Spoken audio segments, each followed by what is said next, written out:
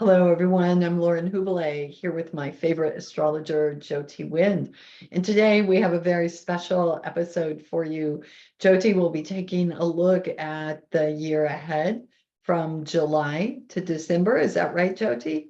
Yes, the second half. Yes. Now, Jyoti, this first half was super intense. I hope you're coming in with some great news for all of us.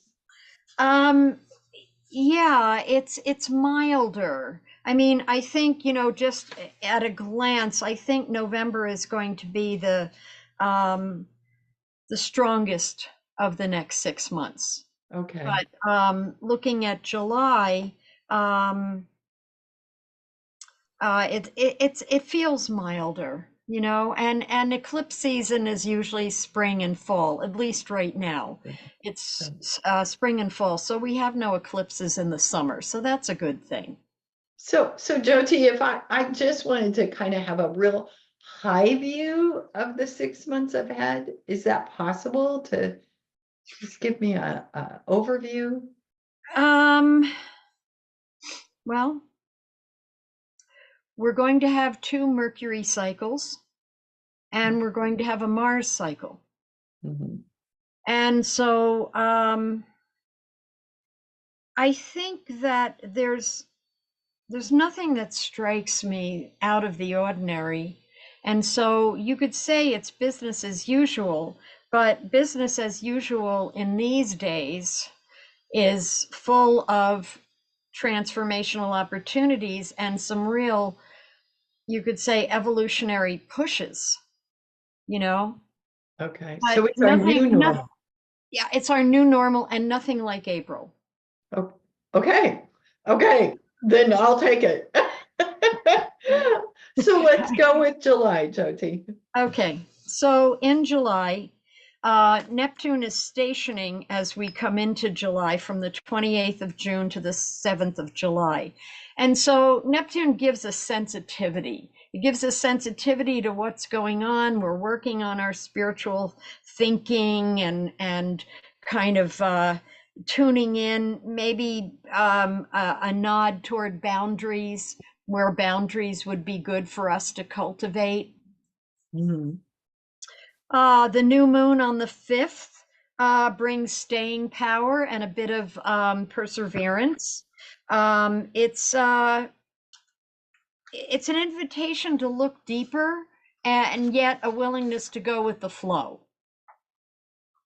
On the 13th, I'm sorry, on the 15th, Mars is conjunct the planet Uranus, and that's a very erratic energy day. I mean, it happens, off and on here and there, but it's a very erratic energy. So things don't feel smooth. They feel a little bumpy. There's a lot of times change that happens, and sometimes it's sudden. The 17th of July, Mercury enters its shadow. And so it's getting ready for its next retrograde cycle. And so Mercury will take us in, and it's in Leo. And so Mercury will have us look at, where we think we know what's going on, that kind of thing. And also invite us into what else there is that we might not be seeing in the moment Hmm. as it starts its retrograde cycle. I mean, this is just entering its shadow. It won't turn retrograde till August 4th. And then we come to the full moon on the 21st of July at 4:17 p.m.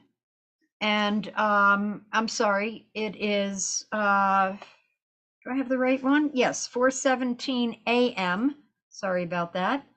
And it is a full moon of Cancer Sun, Capricorn Moon. And so it is saying that it's a good test of personal power in a way to initiate change. So it's the sun opposing the moon, and the moon is very close to Pluto. So it's about change. How Mhm. do you dance with the change and transformational opportunities that are being offered to us at that time? Mars in that chart is trining Pluto, so it absolutely gives opportunities for deep shifts and changes. Okay. Um, and so it's up to, the individual how far they want to take that. There's insights there, and there's opportunities there. Um, and there's strength of purpose there. I mean, that Mars trine Pluto says if you have something going on and you want to make some changes, you can harness that energy and make it be whatever you want it to be. So that's really interesting, Jyoti, that would come as Mercury's entering its shadow. So we're entering this period of reflection in Leo, right? Yes, yes, And then this energy there and opportunity for change. for deep change. And maybe that's what Mercury is lending its energy to see what wants that deep change, what warrants deep change. So it might be a good opportunity to lay out those things you're considering changing in your life and use your time when Mercury's in retrograde for some reflection on them, whether that be career or household move or Absolutely. Hmm. Absolutely. I mean, that would be the best sequential order of what's going on at that time. And then just to mention, the day after the eclipse, sorry, the full moon, sorry, on the 22nd of July, the sun opposes Pluto as it enters Leo. So the sun enters Leo and immediately opposes, well, it opposes Pluto and then enters Leo. Pluto is, teetering on the edge there of 0 degrees Aquarius, getting ready to retrograde back into Capricorn for its last hit of Capricorn, but it's still at 0 degrees Aquarius. So the sun enters Leo and immediately opposes Pluto. And so it's very much about power struggles and power plays and how we project things onto other people that may be true, may not be true, and then struggle with it. It's kind of like uh dancing with something that you think you have to power over, when Hmm. actually it's just a part of you that maybe needs some love and understanding. Jyoti, that's super powerful.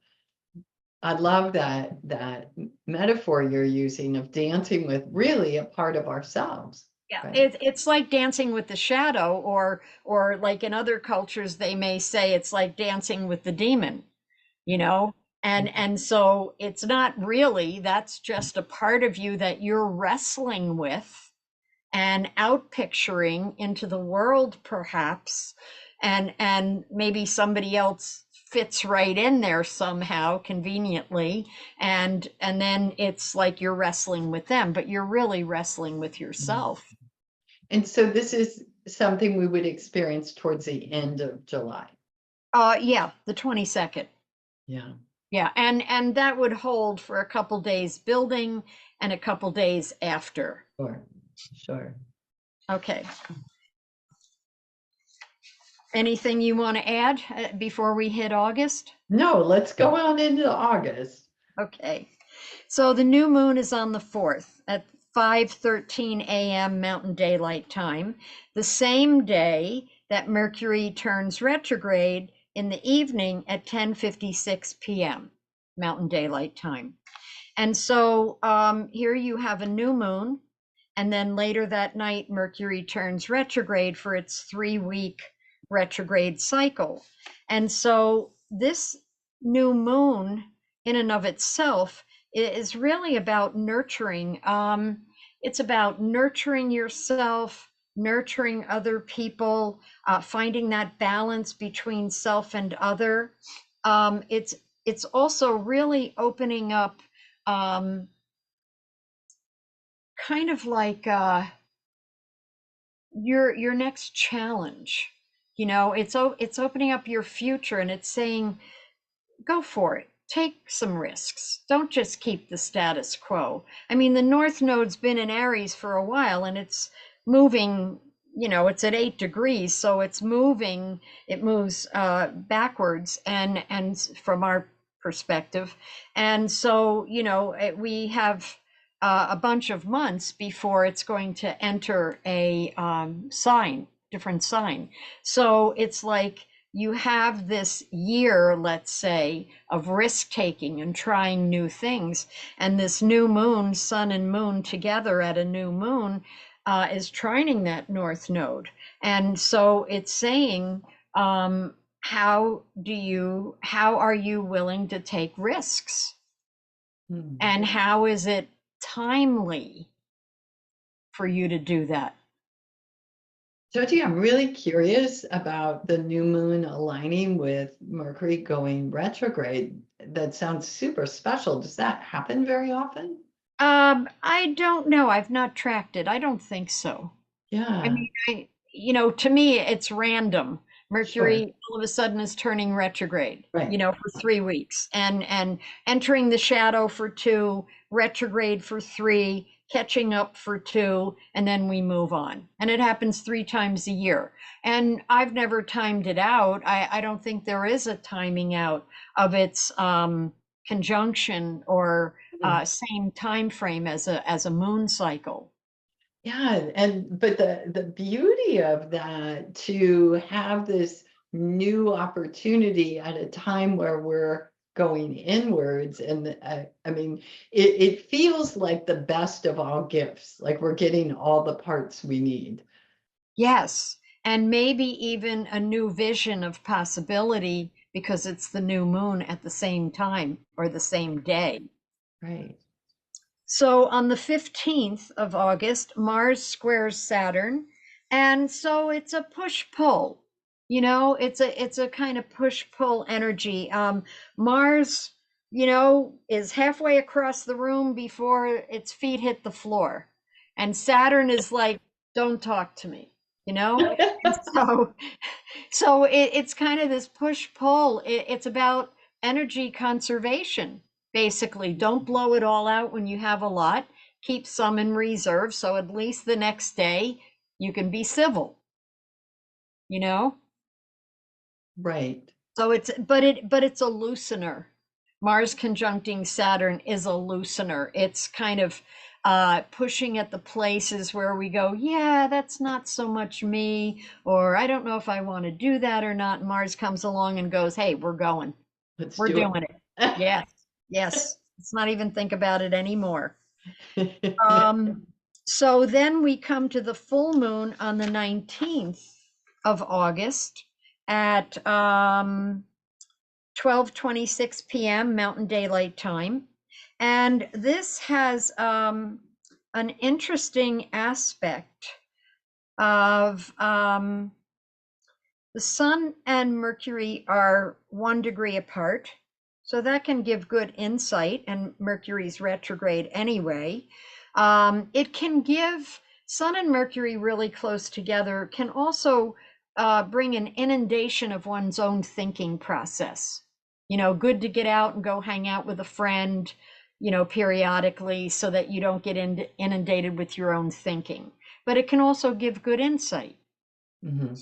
So Sun and Mercury opposing the moon, squaring the planet Uranus, which rules Aquarius, and also squaring Pallas, the asteroid of intelligence. And so there's a lot of energy here around mind and thought and intelligence and intuition, because the sun's in Leo with Mercury, the moon's in Aquarius. The ruler of Aquarius is the planet Uranus, and then Pallas in Scorpio is in-depth insight, like X-ray vision, is the asteroid of intelligence itself. And so you have all this mind, this intelligence, this intuition, and the feelings, the moon. But moon in Aquarius is somewhat detached. It's not so involved that they don't need to be that involved. I remember listening to somebody talk about how, Jupiter's just having moved into Gemini right now, for the next year, and how Gemini steps back and observes, and so does Aquarius. That moon in Aquarius, they step back. They're great people watchers. They like to see what's going on, not necessarily be involved, but they're paying attention.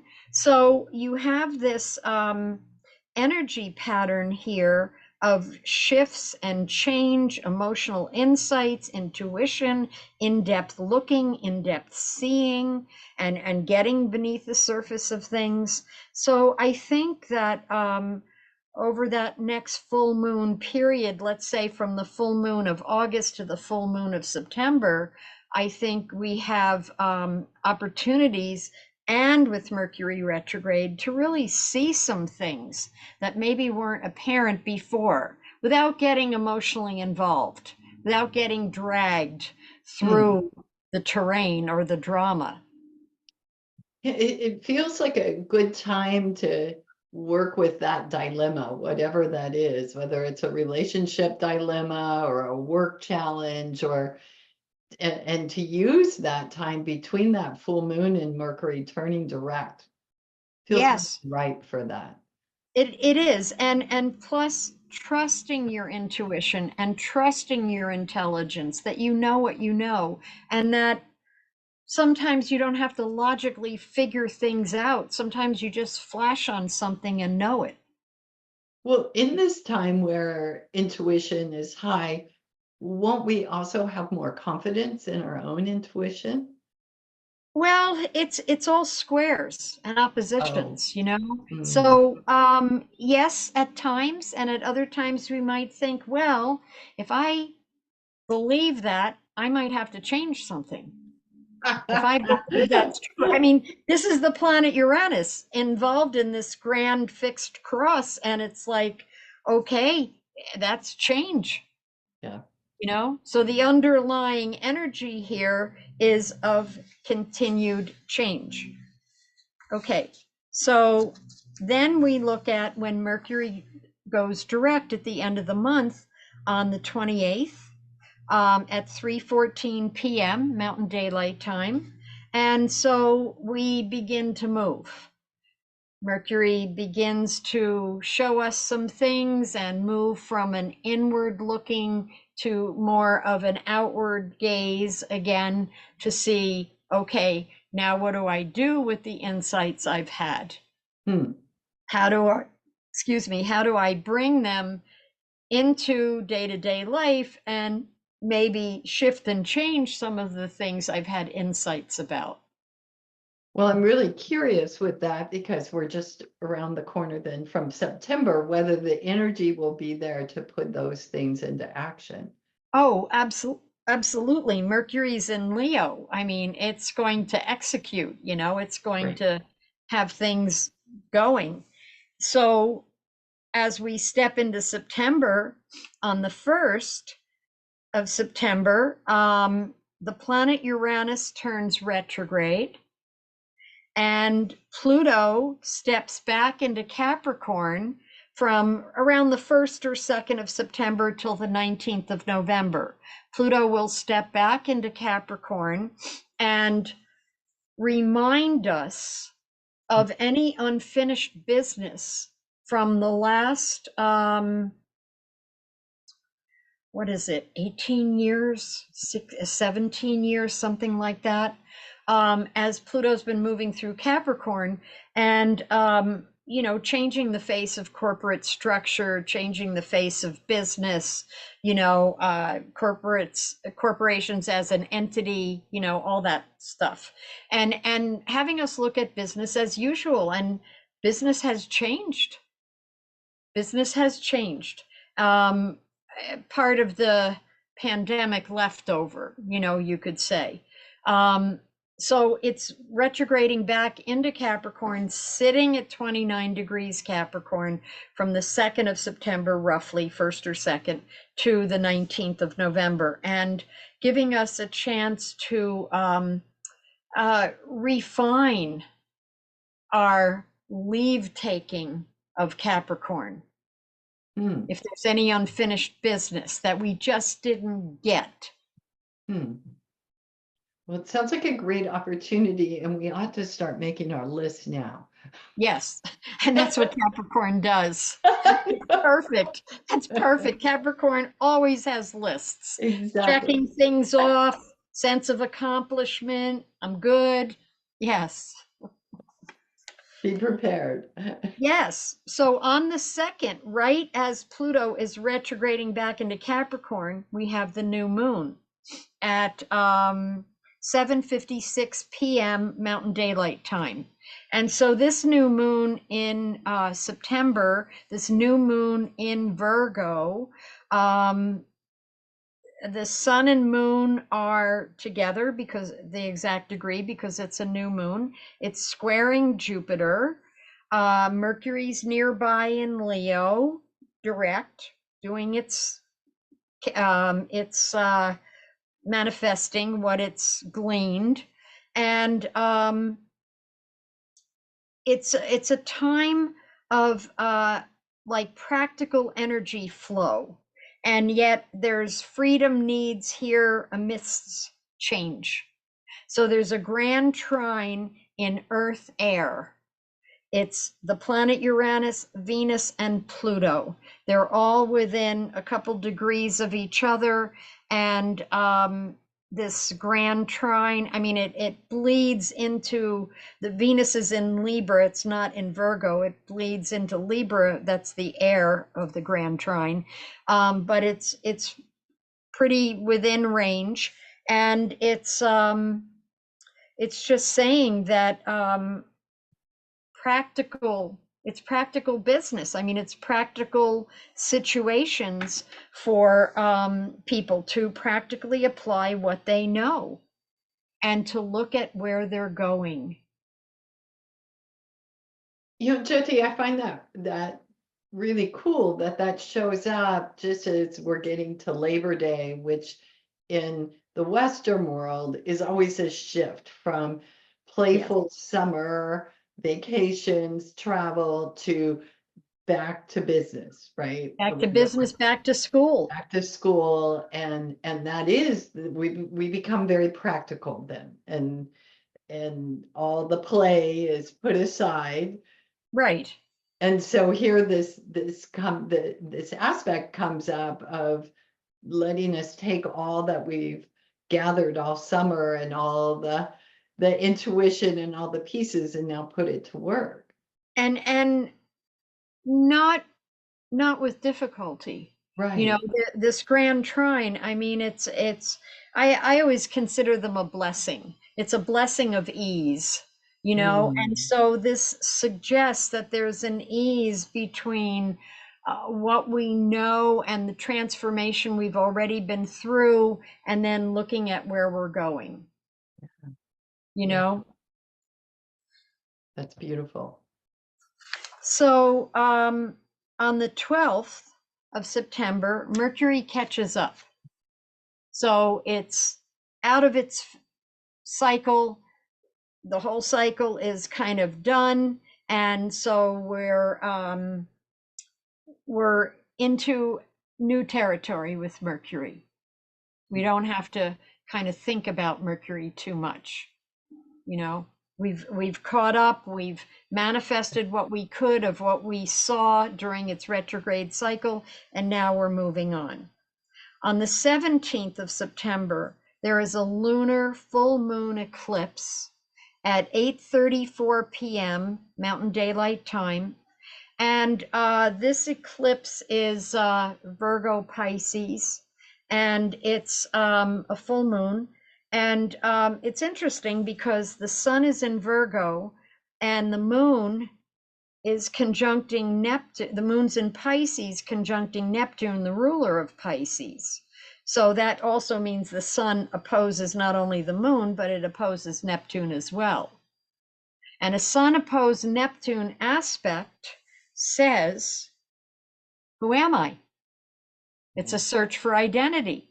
It's like, okay, I've come this far. Now what?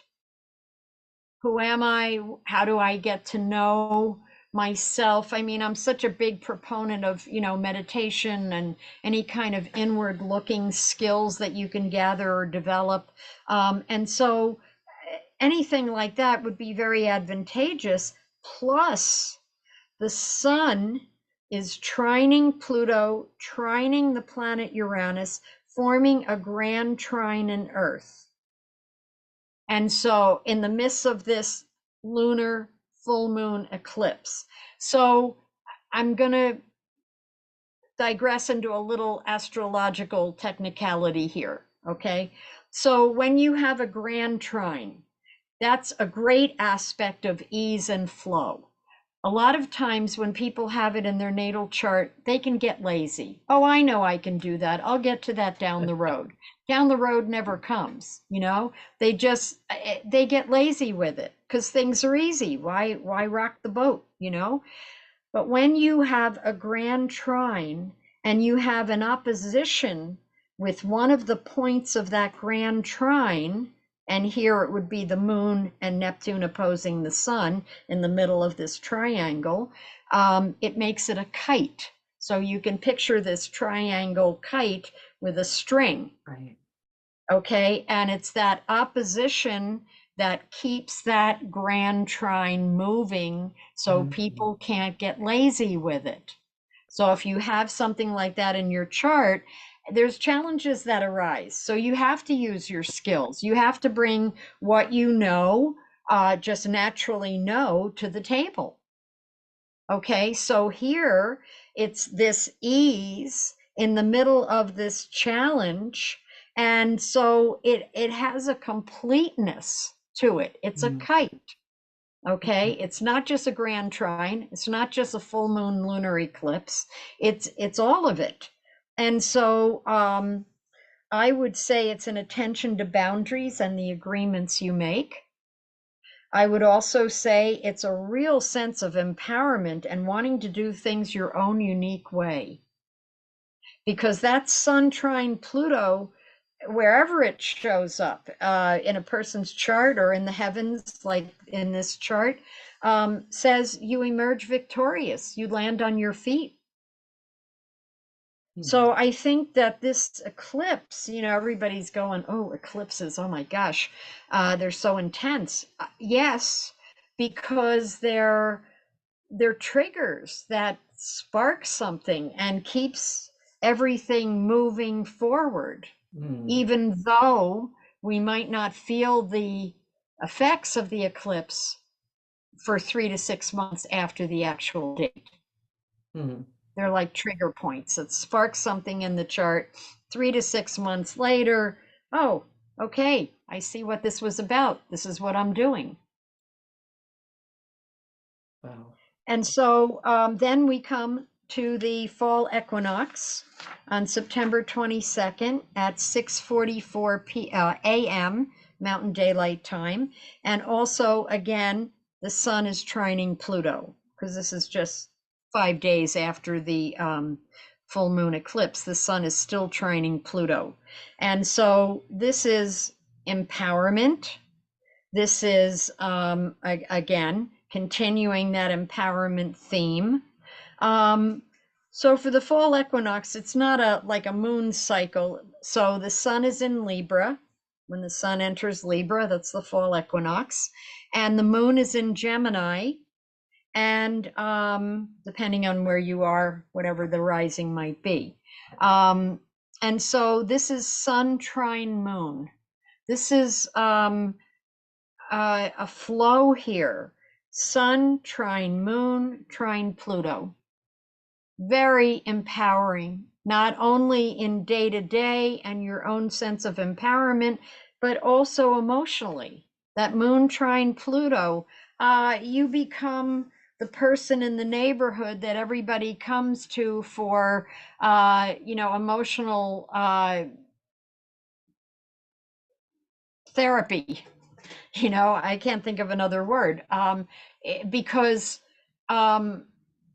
you might be the person that's manifesting this eclipse, and you might give them the very sense of hope, sense of continuation that they lost sight of for a moment, and so there's a lot of emotional support, deep emotional support here, in however it finds you, whether it comes out of you or comes to you as emotional support from others. So either you're providing it or you're gaining it from others, but either way, there's an exchange of support.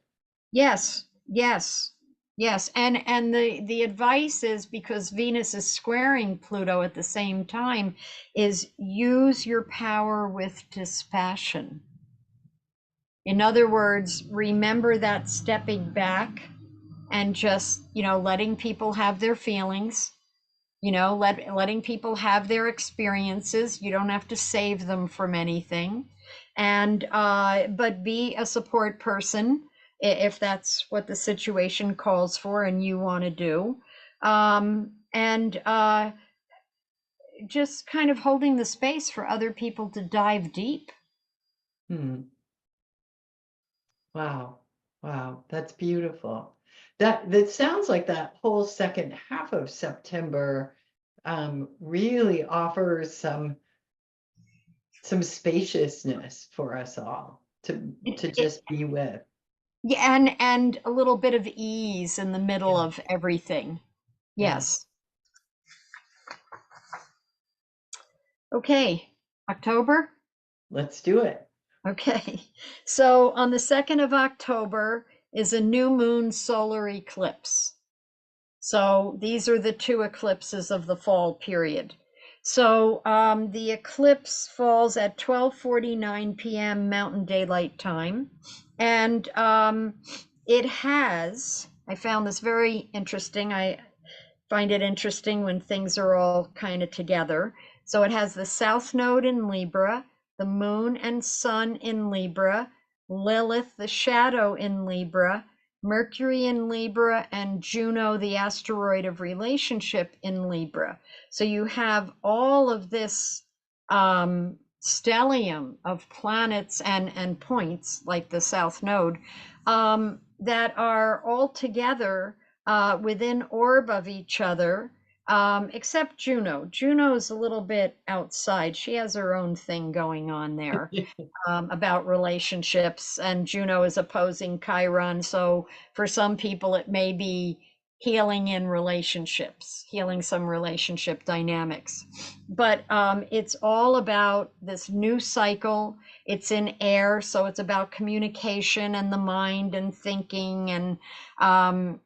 And interestingly enough, the sun and moon and Lilith are the exact same degree. So this is like a new cycle of balancing shadow material, balancing the parts of ourselves we don't see but want to see with the parts of ourselves we do see.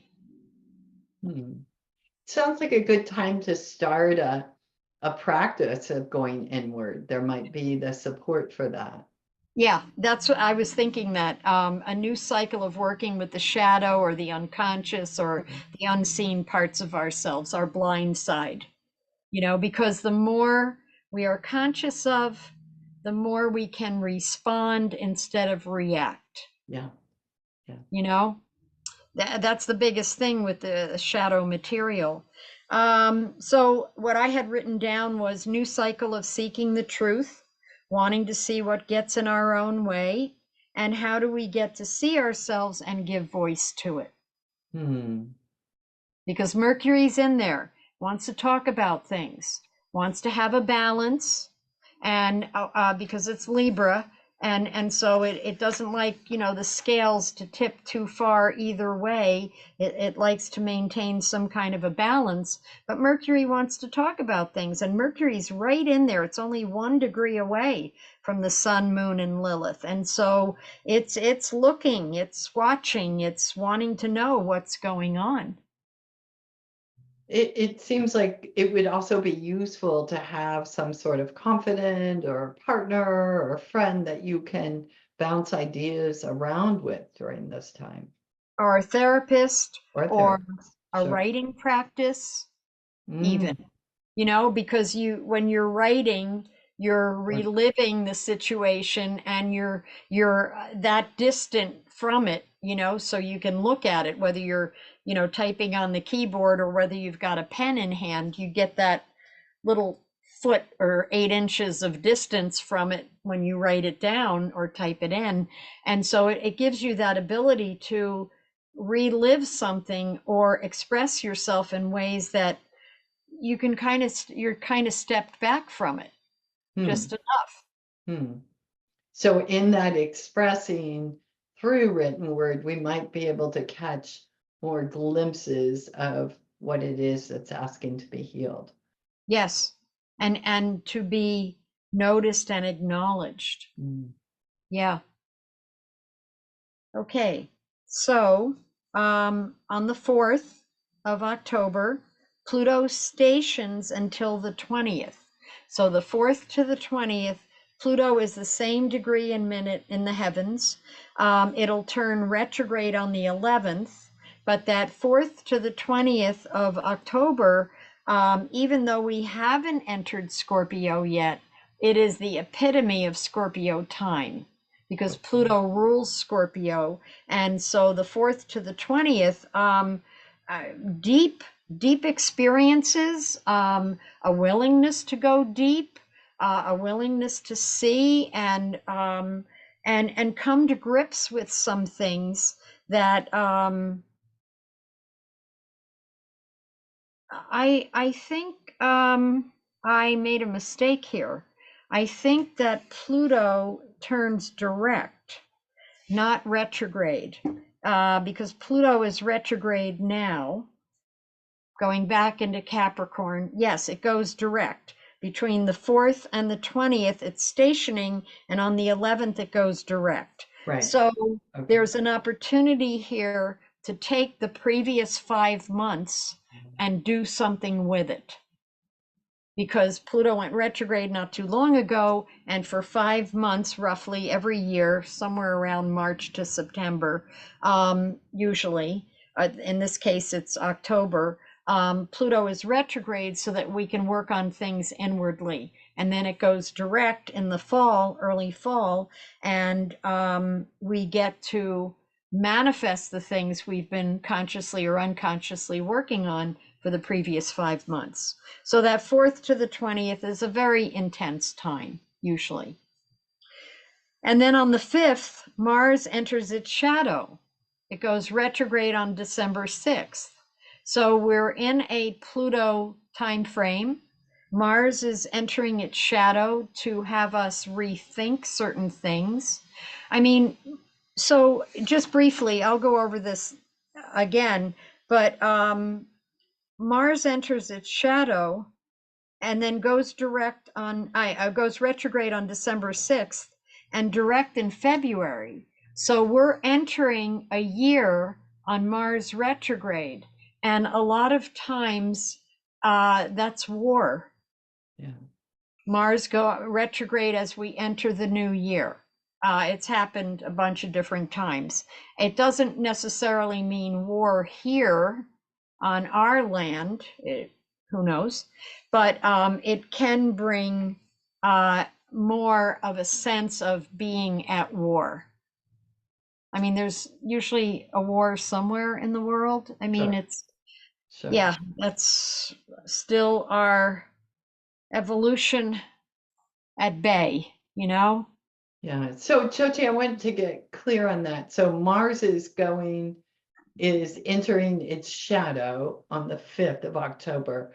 the aspect when Mars goes direct, that's when we're more likely to see a war, or when it's retrograde? Well, it's just entering its shadow. It doesn't go retrograde till early December, so Okay. roughly 2 months away. And Okay, so things might be brewing sure. even beneath the surface of things, because we've got Pluto stationing at the same time. And so people might not realize. So in a personal life, it might mean that there's things brewing that a person feels that they need to address. Mhm. They're going inside, they're looking at things, maybe things don't feel exactly the way they thought they were, and so there's a desire for change. Mhm. And not always lightweight, gentle with Mars. Sometimes Mars is the planet of birth. You'd think it would be Venus because it's women birthing, but Mars is the planet of manifestation. And so that brings things to birth. And Mm. so Mars isn't always sweet and kind. Right, it makes things happen. It does. Major catalyst, Oh, major catalyst for manifesting something. okay. Okay. So that whole time period, and the full moon falls right in there on the 17th of October. There's a full moon at 5:26 a.m. Mountain Daylight Time, and this has a cardinal grand cross in it with the sun opposed the moon, full moon, and Mars opposing Pluto. And so it's Mars is moving into that exact opposition. It's a couple degrees off. And so it's a bid for transformation of self and what we manifest as a life. And what works, what's working, what's working here. Let's keep that.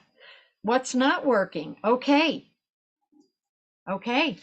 It speaks for itself, Mhm. because we can't always fix things. Sometimes we just have to let it go. And then at the end of the month, on the 22nd, the sun enters Scorpio and squares Pluto. So power plays, in the day to day, somebody does something you don't like, and, you got to deal with it or do a workaround, or, whatever you have, you know. But it might feel a little squeezed that day. Okay. All right. So November. Yeah, I think we need a deep breath before we start this one. Well, it's interesting because when I glanced at everything, I said November is going to be the big month. But I think that it's October It's is big it's too. brewing. It's brewing in Yes. October, Yes. right? Yes. Fomenting all of that Scorpio, Pluto, Mars kind of energy. So, Jyoti, I'm just thinking as you said that, how we might embody that, what it might feel like. And right away for me, what I feel like is maybe a little bit unstable. Maybe, um, when you know something's about to change, and I grew up in California with earthquakes, it feels like a little tremor in there that something's coming. And we're building toward the election in this country. Yes, we are. And by the time October rolls around, I mean, that's only the month prior to our election. Um, who knows the state of the union Yeah, at yeah. that point in time? Yeah, well, historically, though, this is always October before an election is always a turbulent month. It Yeah, seems like whatever the issues are get very hot. yeah, hot and loud. Yeah. Yeah, yeah, It sounds like the astrology is supporting that. yeah, yeah, like it or not. Yeah. Yeah. So we start November the 1st with a new moon at 6:47 a.m. So boom, we enter November on a new cycle. And we have this grand trine in water with Mercury and Mars and Neptune. And so it's like a new cycle of taking responsibility for your emotions and how you express them. 4 days before the election. That would be very apt, you know? Challenges and power plays possible. Do you react or respond? What can you do? But this Mars trine Mercury, trine Neptune, all in water signs is, and not only is it a grand trine, it's another kite, because that Mars point is opposing Pluto by degree. And so you have this Mars, Mercury, Neptune, grand trine, a lot of forceful dynamic speaking, feeling, trying to get clear on things. Mercury trine Neptune could be very poetic, but with Mars in there, it's like wanting to manifest a vision, a spiritual vision. And here you have Mars opposed Pluto. So the forcefulness of power plays and some kind of dynamics keep everything moving so that it doesn't just sit down and refuse to move. So there's a certain dynamic here, especially emotionally. And with Pluto in Capricorn, still in Capricorn, with Mars part of this grand trine in water, water is very emotional. It's the emotional body. Here you have Mars opposing Pluto, Pluto's Earth. It's saying, maybe this can't stand. Maybe, you know, what you're looking at or what you're feeling, maybe there needs to be an outlet for it. Maybe you have to stand for something. Mm-hmm. So that's a very powerful moon. It's a very powerful new moon because the sun and moon are both in Scorpio as well, trining Saturn, opportunities to lay some foundations. You know, it makes me think that there might be a shift with that new moon, that we may think things are going a certain way and then they might go a different direction. Absolutely. Absolutely. That's a potential possibility there. Yeah. So then I want to look at the election day. Well, first, on the 3rd, we go into standard time and Mars exactly opposes Pluto. So things have been leading up to the November 3rd, and Mars opposing Pluto is really asking for that intense dynamic to manifest in some way. And then we come to the election day, and I'm not a, what would you call it? A seer in a sense of anything. I can't look at this chart and say, oh, this is who's going to win, or there won't be an election, or I don't know any of that.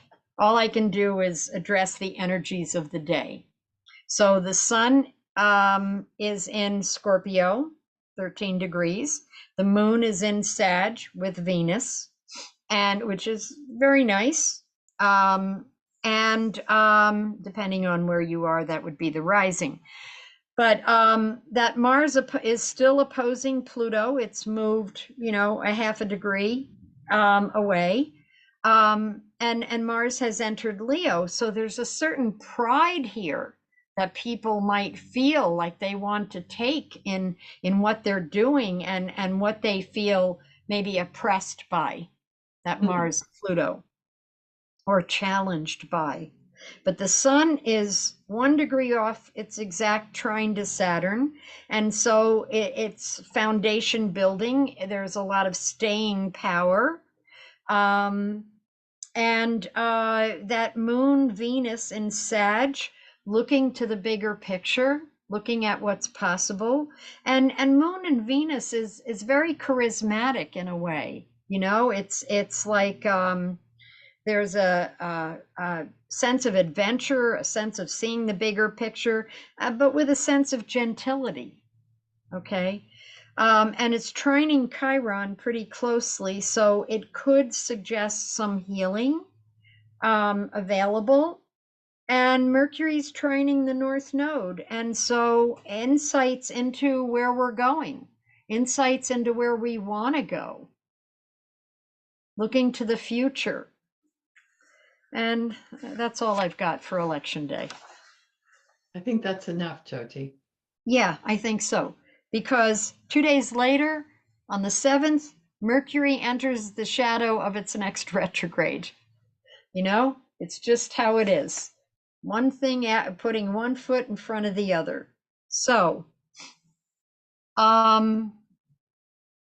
Mercury's in Sag and Sagittarius, and so it's looking at the bigger picture.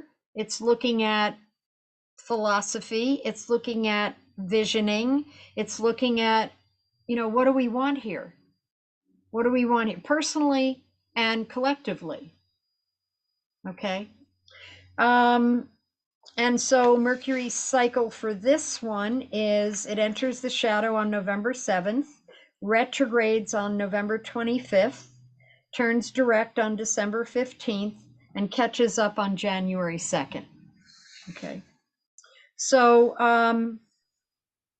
the next aspect is that between the 12th and the 19th of November, Saturn is stationing, turning direct on the 14th. And so this has also been a several month period of Saturn trying to get us to be a little self-disciplined. And now Saturn's going direct and saying, okay, let's put these pieces in place. We're heading into the holidays. Do you want to take a gym class? Do you want to do Pilates? Do you want to use a certain amount of self-discipline on yourself? Inner or outer, could be inner self-discipline. And then we come to the full moon on November 15th.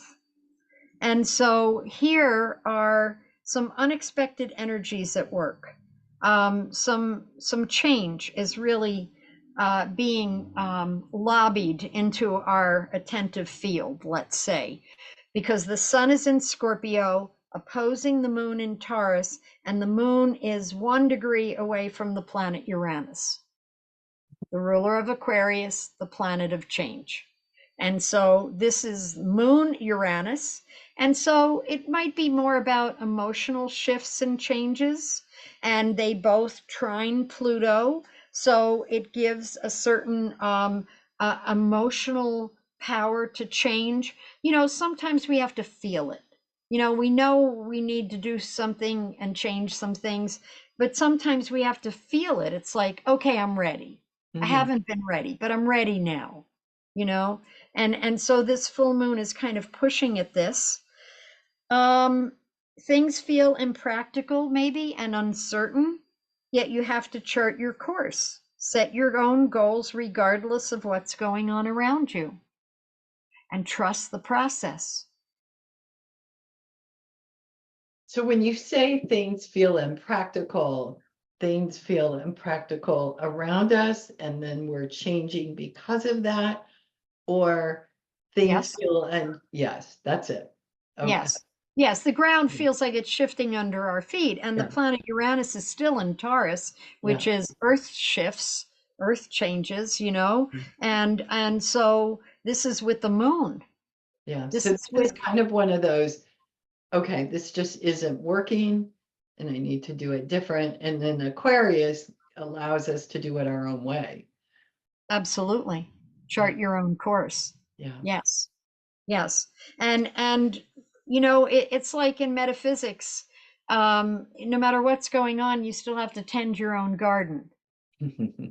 There could be a myriad of things happening in the world, and you still need to take care of yourself and tend your garden and maybe share what you've got. So then we come to Pluto has ended its passage back through Capricorn, and on the 19th it re-enters Aquarius. Okay, So we're good for 20 years. Yeah. 2044. Pluto will end Everything that time. we've experienced with Pluto since it first came into Aquarius earlier this year, Last year. or last year, it's just been a taste of Yes. what these 20 years are going to bring us. Yes. Yes. You can already see the rise of AI. Yeah. You can already see that there's some revolution. There's some things that people don't like and are being pretty vocal about it and taking to the streets sometimes. And that's 2 points of Pluto's move into Aquarius that I remember, I think about.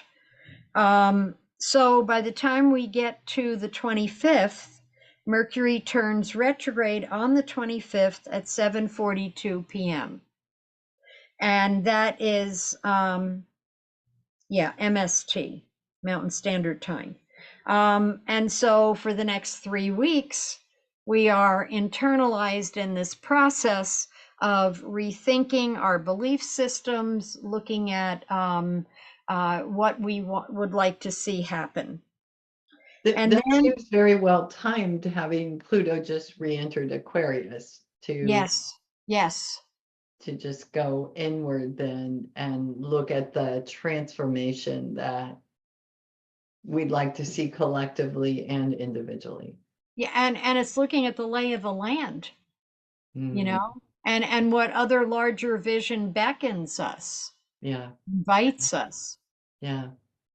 And then on the 30th, we have a new moon at 11:21 p.m. Mountain Standard Time. So I want to talk about this for a minute because this is very geographical. So it's a new moon, but it's a blue moon in points west. Because remember, we started November on the 1st with a new moon, and this is another new moon on the 30th. So it's 2 new moons in 1 calendar month for points west. Okay, we're having a blue moon. The East Coast does not, because their new moon is on December 1st. Yeah. Right around midnight. Cool. However, their blue moon will be on December 30th when we have another new moon in that same calendar month for the East Coast. And this is that extra moon that is special in that things happen once in a blue moon. Yes. Okay. Yes. Okay. Yes. So it brings gifts, it brings challenges, just like anything else. There's in this particular chart, not because it's a blue moon, but just the new moon itself. You don't want other people telling you what to do. There's a balance asked of I and we, and maybe some easier understanding of your own spiritual path. Mm. New moon in Sag. Yeah, is that Sag that's helping us look at our spiritual path and understand? Yeah, and the bigger picture, Hmm. and what we'd like to be living and how we'd like to form it and manifest it, because the sun and moon are trining Mars. And so there's a dynamic energy here of making things happen, of looking at things from a broader perspective and wanting to make things happen. That sun, moon, trine Mars, wanting to manifest something. Ready for December? I think so. Okay. So, December 1st for the East Coast is that new moon. And then for everybody, between the 2nd and the 14th, Neptune is stationing. So Neptune is turning direct. And so there's a sense during this first 2 weeks, this first half of December, that things aren't always what they seem. I mean, Neptune stationing, great spiritual time, leading into the holidays and everything, great spiritual time. But just make sure that your plans are what everybody else is thinking they are. It's not a Mercury retrograde, but sometimes when Neptune's stationing, it kind of has that feeling because things aren't always real clear. Okay? And then during that, on the 6th of March, on the 6th of December, Mars is turning retrograde till, what was it? Till February 25th. Mhm. And so, Mars retrograde, it's about, in a way, it's about a lot of inner work. It just says, if you're going to rebirth yourself or you're going to pick a new path to walk or change things up, let's take some time to go inside and make sure we're really in sync with what we think we want.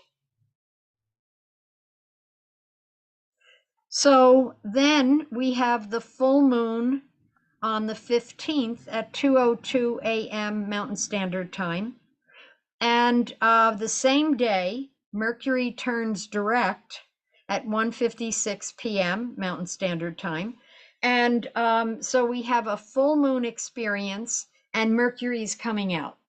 Mercury's coming out of its 3-week retrograde cycle. So there's a definite feeling of movement. Yeah. The sun is in Sag, the moon is in Gemini, conjuncting Jupiter. And so, the moon and sun are squaring Neptune. And so it's saying, okay, what do you want?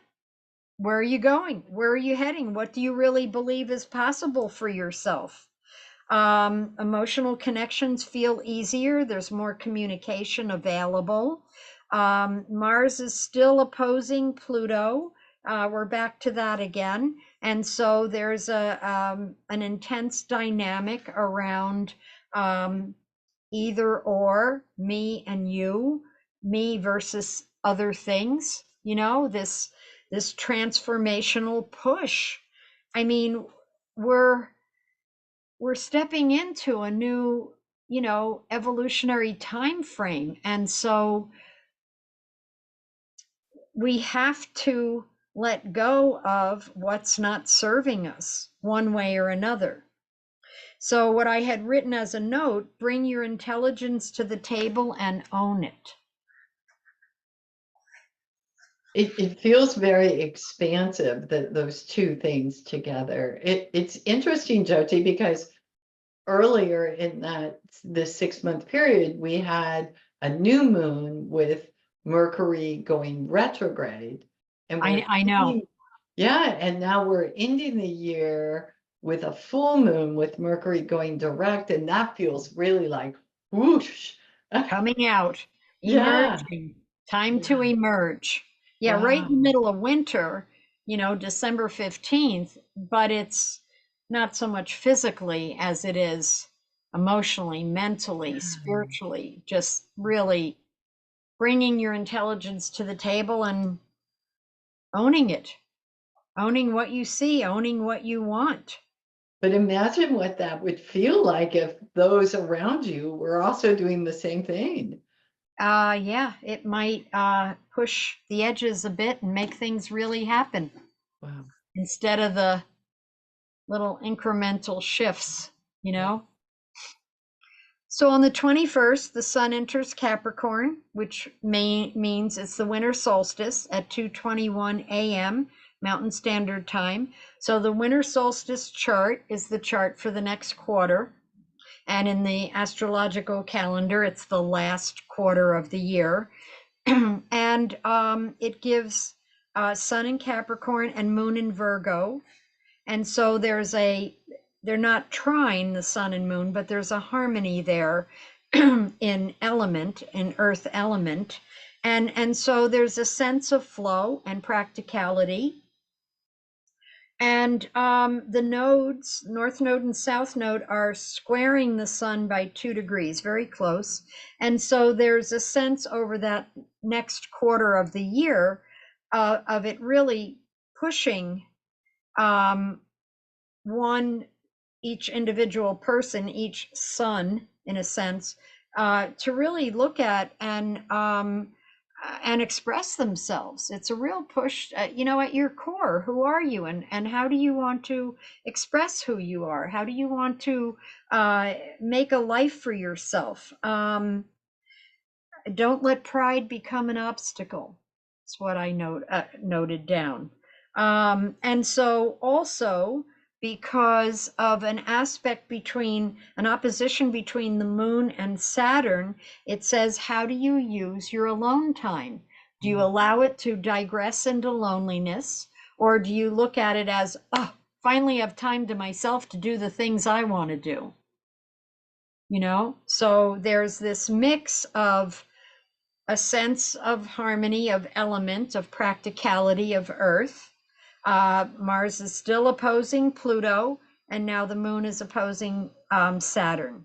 And so it's saying, how do you use the time you have over this next quarter to make your life and express yourself and your life in the way that it works for you? And Mars opposing Pluto, there's going to be challenges. Sure. You know, it's not going to be quite a smooth sail. It might be a little bumpy at times. So then we end the year on the 30th of December with a new moon at 3:27 p.m. Mountain Standard Time. And it's a blue moon for those in the East.